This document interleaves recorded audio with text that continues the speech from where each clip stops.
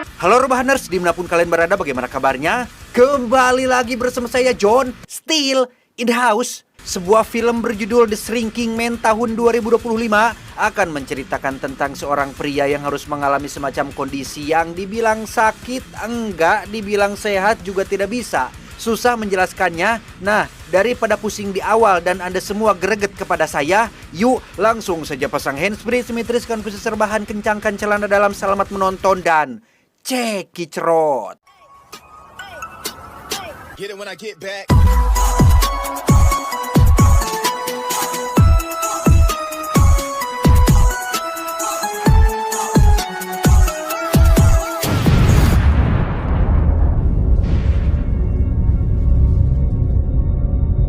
Cerita diawali dengan kemunculan anomali aneh berupa fenomena alam yang sulit dijelaskan, di mana fenomena ini terjadi tepat di tengah lautan ketika seorang pria, bapak-bapak sedang asik berenang. Air laut tiba-tiba berbuih, langit membentuk lubang aneh seperti ada energi yang menyerot langsung ke bapak tersebut dan...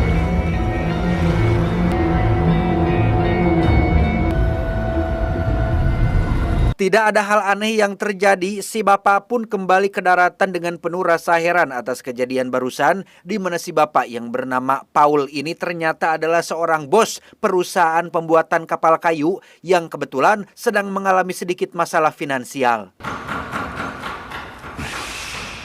Boleh.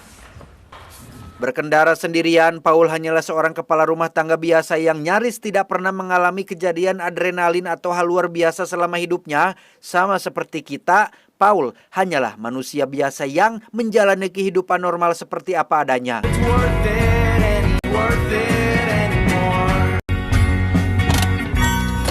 Sesampainya di rumah yang terletak tepat di tepi pantai, Paul langsung disambut oleh Ellie, sang istri, dan anak perempuannya yang masih kecil, di mana mereka punya kucing peliharaan yang sangat nakal dan selalu ngintil kemanapun majikannya pergi.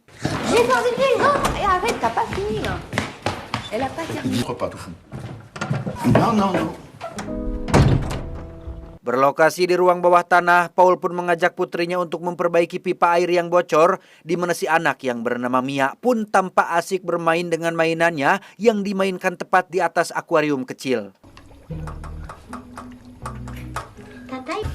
Tiens, Mia, tu peux me passer la pince orange s'il te plaît qui est sur l'établi? Di dekat tangki air, Mia melihat seekor laba-laba yang sedang bertengger, di mana Mia yang takut digigit pun menyuruh Paul untuk membunuhnya, tetapi karena laba-laba dianggap berguna untuk membasmi nyamuk dan tidak akan sampai memakan manusia, Paul pun menolak melakukannya dan justru malah berakting menjadi monster untuk membuat Mia tertawa. Non, pas le monstre. Et te manger. Allez, remonte, j'arrive. Paul pun mengambil sebotol minuman beralkohol yang disimpan di ruang bawah tanah, kemudian berjalan di anak tangga kembali ke dalam rumah. Semuanya sangat normal, tidak ada yang aneh, keluarganya sehat dan bahagia, nyaris tidak ada celah untuk mengeluh pada kehidupan.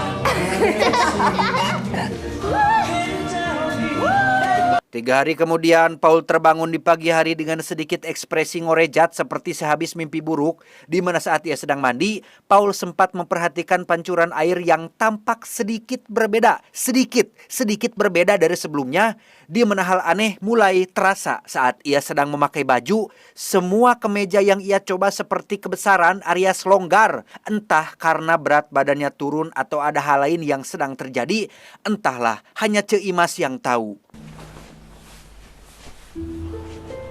Setelah bekerja dan makan malam bersama keluarganya, Paul yang sedang rebahan bersama sang istri pun mulai kepikiran tentang eksistensi dirinya di alam semesta yang luas ini. Seberapa pentingkah perannya sebagai manusia? Paul tiba-tiba memikirkan arti terdalam sebuah kehidupan. 2 hari berlalu, Paul mulai merasa khawatir dengan semua kemejanya yang semakin longgar, di mana Paul menuruti saran Elise, istrinya, untuk pergi ke dokter guna melakukan pemeriksaan terhadap kondisi tubuhnya. Respire. Encore. Setelah mengecek tensi darah dan tetek bengek lainnya, dokter pun mengukur tinggi badan Paul yaitu 176 cm dengan berat 74 kg. Bisa dibilang ideal dan masih normal-normal saja, tapi yang membuat Paul heran adalah terakhir kali ia ukur tinggi badan, tingginya adalah 180 cm pas. Itu artinya Paul sedikit menyusut 4 cm dari sebelumnya, tapi menurut dokter, penyusutan normal terjadi seiring bertambahnya usia dan tak ada yang perlu ditakutkan akan hal tersebut. De 4 cm? Pulang dari dokter, Paul langsung menelepon istrinya untuk memberi kabar tentang hasil pemeriksaan yang menyatakan kondisinya sehat-sehat saja, di mana Paul langsung berangkat ke tempat kerja dan melakukan aktivitas seperti biasanya.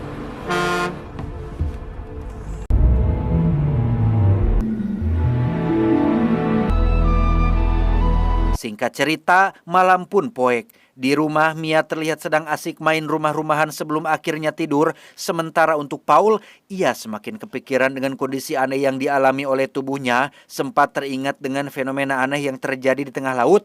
Paul pun memutuskan untuk olahraga malam, berharap itu akan sedikit membantu.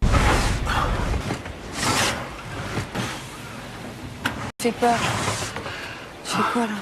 2 minggu kemudian, tepat saat sedang mandi, Paul memperhatikan pancuran air yang kali ini terasa semakin besar atau dirinya yang semakin mengecil.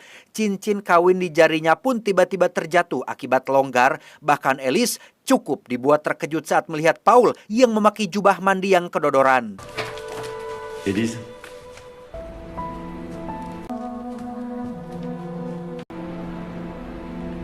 Tanpa buang waktu, Alice langsung mengantar Paul ke rumah sakit untuk melakukan pemeriksaan otak menggunakan alat MRI dan...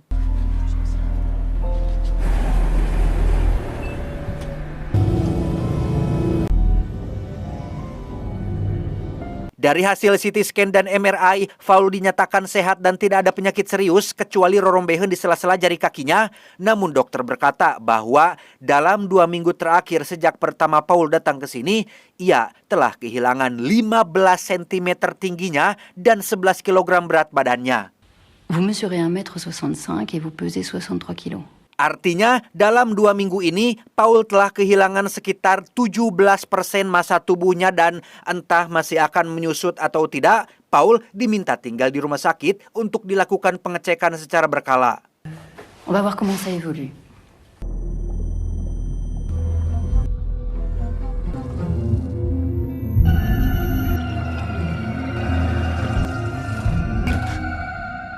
Sempat bermimpi buruk, Paul memutuskan kabur dari rumah sakit dan menolak perawatan. Ia merasa dirinya tidak sakit dan ingin pulang ke rumah seperti orang normal. Celui-là même qu'on voulait changer. On le sait bien pourtant. Beberapa waktu berlalu dengan hanya diam di rumah, Paul sama sekali sudah tidak bekerja karena kehilangan semangat dan fokus. Akibatnya, kondisi keuangan keluarga mereka jadi bermasalah, apalagi rumah ini adalah rumah cicilan yang belum lunas, sehingga Alice harus kerepotan sendiri mengurusi berbagai hal dan tebak seperti apa Paul sekarang. Paul, tu vas aller où? Karena Paul sekarang sudah seukuran seekor kucing, Alice pun terpaksa mengeluarkan kucing peliharaan mereka dari rumah karena tak ingin membahayakan nyawa suaminya. Dan dalam kurun waktu 1 bulan saja, beginilah kondisi Paul sekarang.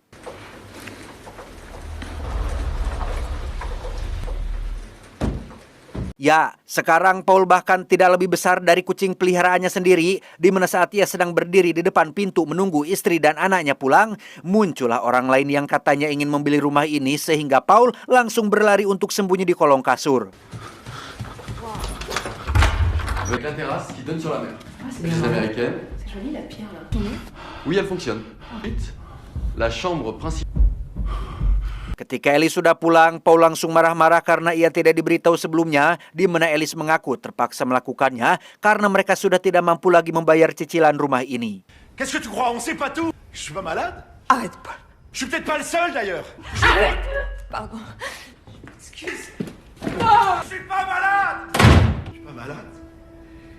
Pusing mikirin masalah, Paul pun memilih bermain dengan Mia putrinya dengan memakai pakaian rapi dan tinggal di rumah yang seukuran dengannya, yang ternyata... C'est ta maison. Il y a quelqu'un qui dort. Ya, itu hanyalah rumah mainan milik Mia yang selama ini sering dimainkan, di mana Paul menyuruh Mia untuk menyetel musik dan...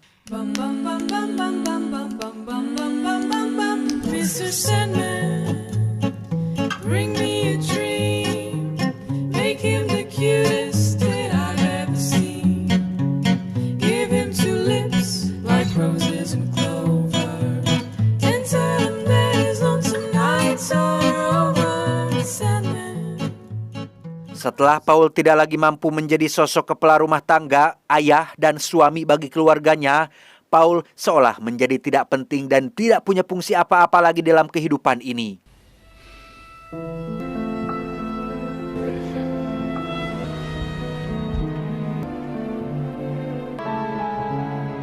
Satu bulan kemudian, kini Paul hanya nyari seukuran pin kertas dan sebuah pensil, di mana ia terlihat sedang mengikat kail pancing untuk dijadikan alat panjat. Namun, masalah muncul ketika kucing peliharaannya berhasil masuk ke dalam rumah dan...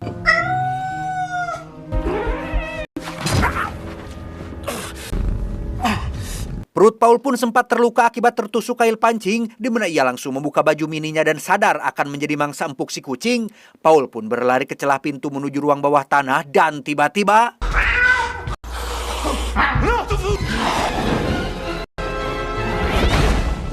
Ya, Paul pun terjatuh tepat di atas kardus penuh plastik, di mana Alice hanya bisa menemukan baju mini Paul dengan bercak darah dan mengira jika kucing peliharaannya telah memakan Paul suaminya.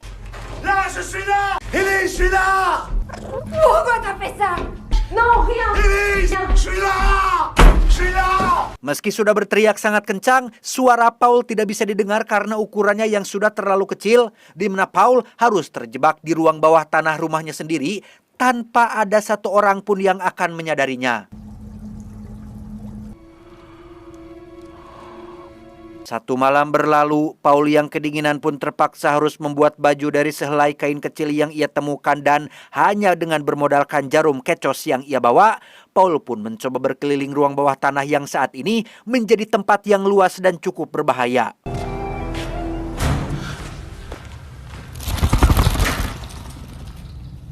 Berlokasi di bawah tangki air yang tempo hari sempat ia perbaiki, Paul pun berhasil mendapatkan beberapa tetes air yang cukup untuk minum dan mandi sehingga...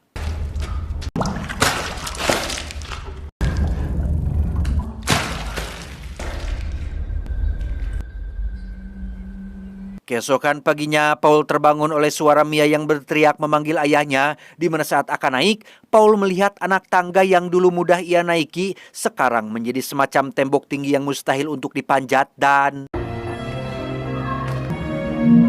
Mia!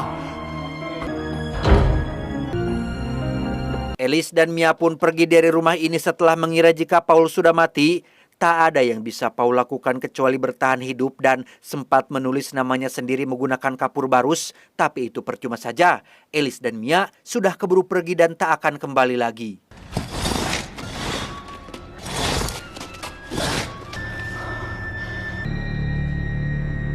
Karena lapar, Paul pun mencoba mencari makanan dan teringat dengan keju yang ia pasang pada jebakan tikus. Berlokasi di sela-sela lemari pojok ruangan, Paul pun mencoba mengambil keju tersebut dan berhasil mengusir beberapa ekor semut yang sekarang ukurannya sebesar anjing. Perlahan tapi pasti, Paul pun mencoba mengambil keju tersebut tanpa terkena jebakannya dan...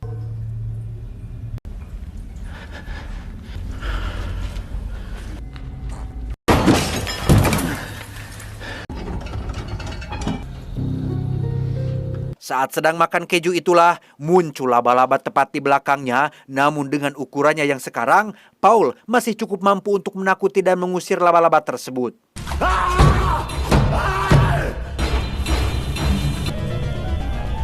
Tak aman berada di luar, Paul pun harus punya tempat tinggal untuk bisa tidur dengan nyaman. Menggunakan paku yang tadi ia temukan, Paul pun mencoba melubangi sebuah kardus yang bagi orang normal itu sangat mudah sekali.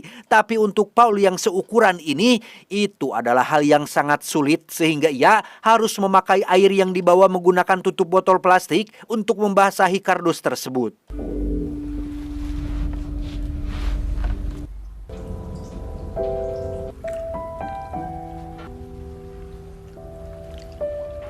1 minggu berlalu, Paul terbangun oleh suara Alice yang kembali ke rumah ini untuk mengambil beberapa barang yang ketinggalan. Paul sempat mencoba memanggilnya dengan cara membuat suara berisik menggunakan pin kertas dan paku, tapi suara yang dihasilkan tidak cukup untuk didengar oleh Alice yang ada di atas.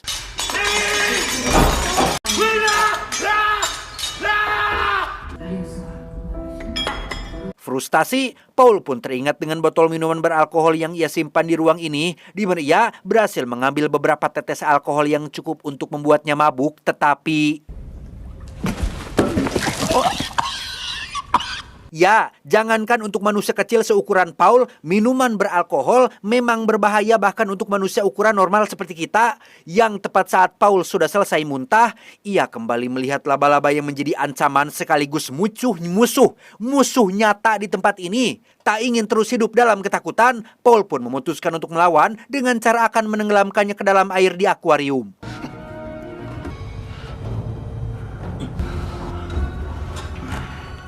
Setelah berhasil naik dan berada tepat di atas akuarium, Paul pun harus menghadapi laba-laba yang saat ini datang untuk memakannya dan...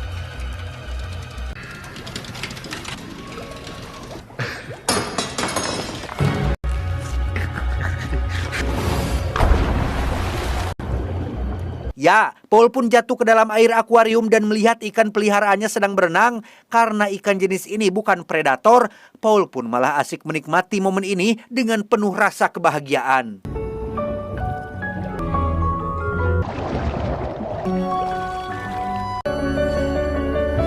Selesai berenang dan berbagi makanan dengan ikan, Paul pun memutuskan pulang sambil membawa air menggunakan tutup botol, di mana laba-laba itu kembali muncul untuk memangsanya sehingga...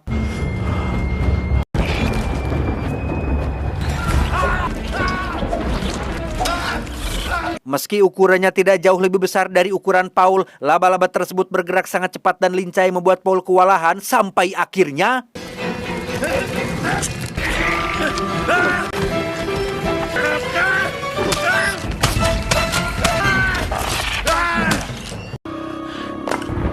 Paul berhasil bertahan hidup setelah menggunakan benda tajam untuk melukai laba-laba tersebut. Tak bisa tidur dengan tenang, Paul pun menemukan sekotak korek api dan berhasil membuat api unggun untuk sebagai perlindungan.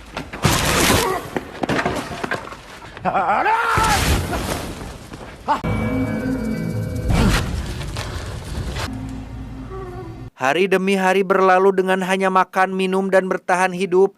Paul akhirnya mendapat harapan ketika ada seseorang yang datang yang sepertinya adalah pemilik baru dari rumah ini. Alih-alih meminta pertolongan dengan berdiri tepat di bawah anak tangga, justru inilah yang terjadi.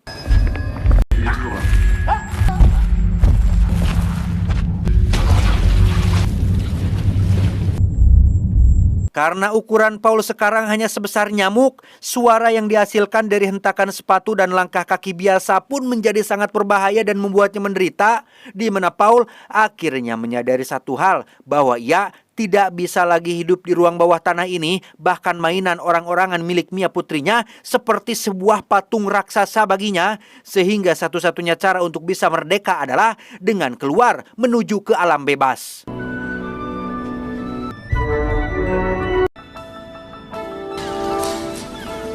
Mumpung masih mampu, Paul pun memanjat tiang lemari kayu yang baginya seperti sebuah tebing raksasa dan...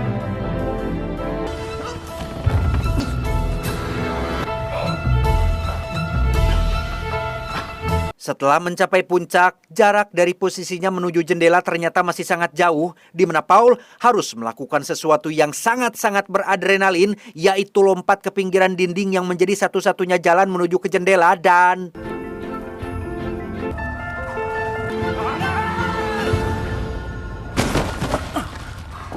Masalah belum selesai sampai di sini. Paul masih harus melewati rintangan terakhir, yaitu jaring yang menjadi tempat tinggal si laba-laba. Dan tebak apa yang terjadi?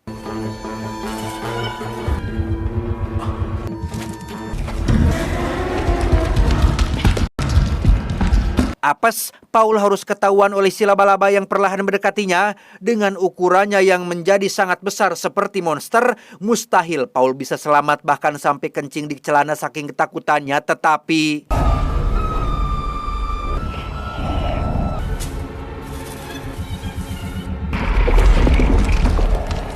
Berkat seekor nyamuk yang tersangkut jaring, perhatian si laba-laba pun teralihkan oleh mangsa yang lebih besar, di mana Paul langsung berlari menuju ke jendela, tetapi karena lubangnya masih terlalu kecil, Paul masih harus menunggu beberapa hari lagi sampai ukurannya sendiri cukup muat untuk bisa keluar.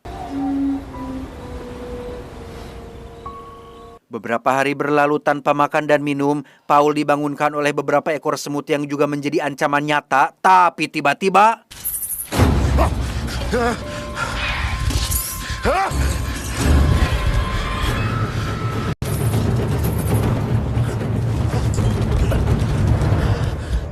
Setelah berhasil keluar dan lolos dari ancaman laba-laba, Paul pun berjalan di alam bebas yang sebenarnya hanya di sekitaran halaman depan rumahnya. Luas seperti hutan belantara, rumput kecil dan satu tetes air sekarang menjadi sesuatu yang sangat berbeda dari sudut pandang si Paul ini. Apakah Paul masih akan terus mengecil sampai seukuran atom dan memasuki dunia kuantum? Entahlah. Paul pun melihat ke langit, memandangi alam semesta yang jauh lebih besar dan luas, menemukan makna kehidupan dan sudah bisa menerima kenyataan akan takdir yang menimpa dirinya. Paul sadar bahwa terlepas dari ukurannya, hidup tetap bernilai asalkan selalu ingat dengan siapa yang telah menciptakan. Infime. Alors voilà Mia. Dans ce ciel que nous avons si souvent regardé ensemble.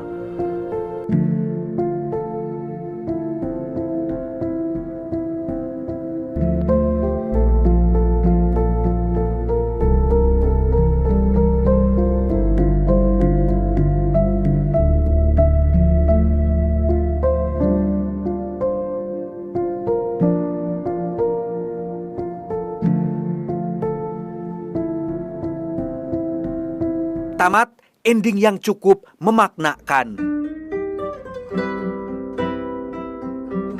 Pesan yang bisa kita ambil dari film ini adalah, sudahkah Anda berdamai dengan diri sendiri? Saya John mewakili jajaran direksi yang bertugas mengucapkan terima kasih dan sampai jumpa di video selanjutnya. Adios, kain rombeng Esmeralda.